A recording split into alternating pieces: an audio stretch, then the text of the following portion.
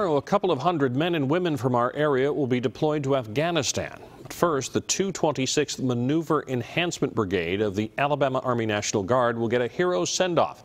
Fox 10 News reporter Russell Colburn joins us live from outside Fort Whiting, the site of tomorrow's ceremony. Russell, I'm sure it was an emotional day on base there.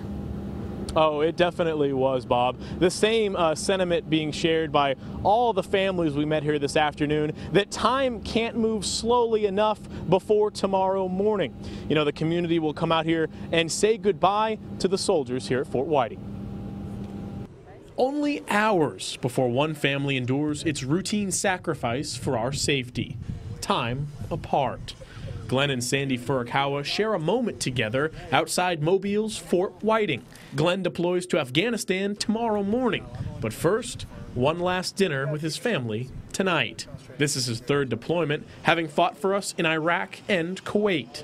The hardest part for me is the birthdays and the holidays, and it's another Christmas, you know, he won't be here. And if something does go wrong, it's going to go wrong when he's gone.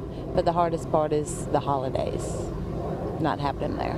When I'm there, I try to do everything as much as I can for her. Everything from, you know, just getting her pot of coffee ready in the morning before she goes to work to ironing her uniform at night when she, you know, before we go to bed. So I try to do as much as I can to help her out. When you're over there, are you worried about the enemy more, or are you worried about your family back home? Both. I worry about my family, but that always stays in the back of my head. First and foremost is staying vigilant, staying aware. Glenn's son and stepdaughter are heading to the port city for dinner and dad's send-off. He's just one of the nearly 200 from the 226th Maneuver Enhancement Brigade of the Army National Guard being sent to Afghanistan. Their mission, base management and civil military operation and garrison support. But first, a morning ceremony saying goodbye to our heroes.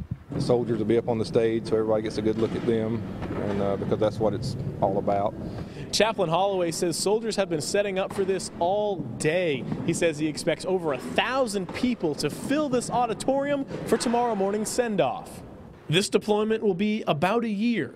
Sandy will say goodbye to her husband the way they've done twice before, a family group hug.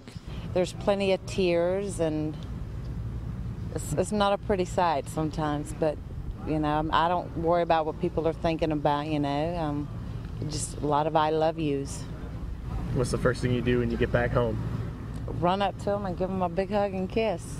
I can't wait to get back and for you guys to be doing our return home ceremony. The send-off starts at 10 a.m. That's in the Fort Whiting Auditorium, just through the double doors. The general public is encouraged to attend and show their support for our National Guard. Army officials say it's a group that has called more than 21,000 personnel to active duty since September 11th, and one that remains a major contributor to our nation's National Guard organizations. We all wish them well, and we pray for a safe return.